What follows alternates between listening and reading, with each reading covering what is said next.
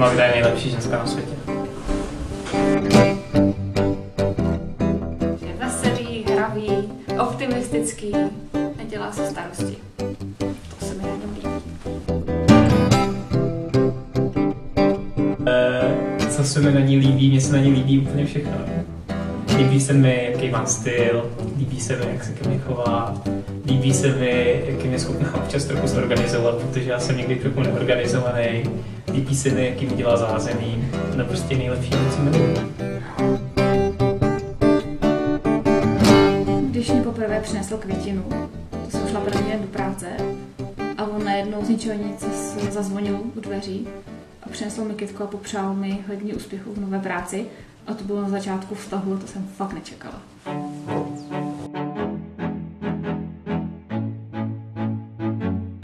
Já jsem dělala strašně dlouhou herečku, takže... Ve výtahu, když jsem ji stěhoval, tak jsem k tomu přinutil, protože ten výtah tak nacpal věcma, že pokud tam bylo minimum místa jenom pro nás dva. Narušil a už jsem neměla kam uhnout.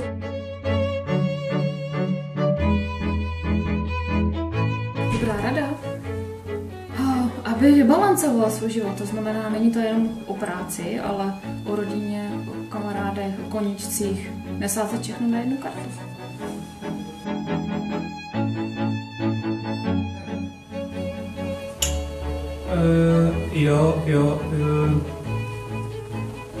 Trefená husa, myslím, nebo tak nějak. Bylo to naproti České pojišťovně, jsme na Véčku.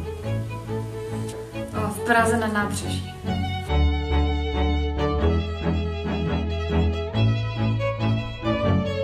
Tak to je jasný. Už není žádná bažina. Už je jako člověk. Magda. Výborně. To bylo jednoduché.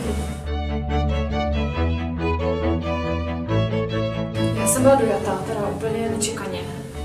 Mě to fakt jako dostalo, protože celou dobu příprav to bylo v pohodě.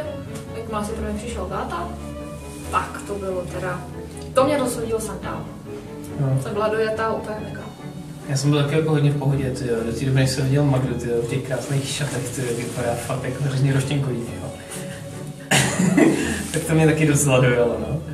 Ale jak jsme to dali? A potom, tyjo, jako jak jsem tam najednou stál, ne, na tom obřadu jako samotný, jo, hrála ta muzika, tyjo, Magda vedle mě, jo, a ta paní před námi tam něco pindala, já si ani nepamatuju pořád něco.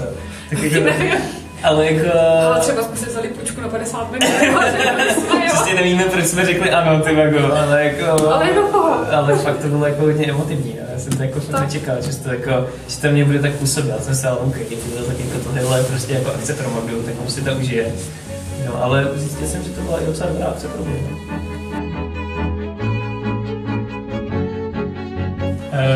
Naše oblíbená písnička se jmenuje...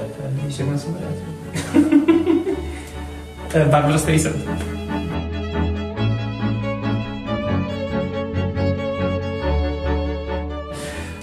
Zaznělo to, když jsme zrovna byli postavit, jo, bylo to fakt dobrý.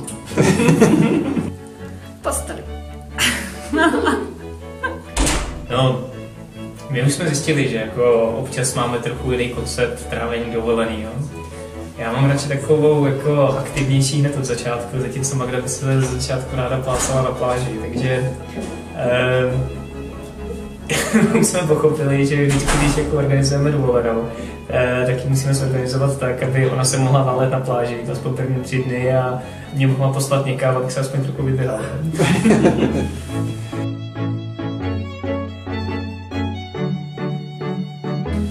Tak, určitě pro mě hodně znamená Magda. Proto si taky beru, vlastně jsem si ji vzal, už je tam moje manželka. Přesně, všechno není cesty zpět. Určitě pro mě hodně znamenají moje rodiče, moji sourozenci a moji kamarádi. Všem jim moc děkuju za to, že přijeli tady na tu svatbu, že se to tady s námi užili. Ano, já bych poděkovala svým rodičům, kamarádům, sourozencům, Matěušovi, viď, že jeli takovou dalekou cestu a přijeli za náma. To je strašně super. A i těm, kterým nepřijeli a koukají se tady na to video, tak bych jim chtěl poděkovat, že na nás mysleli.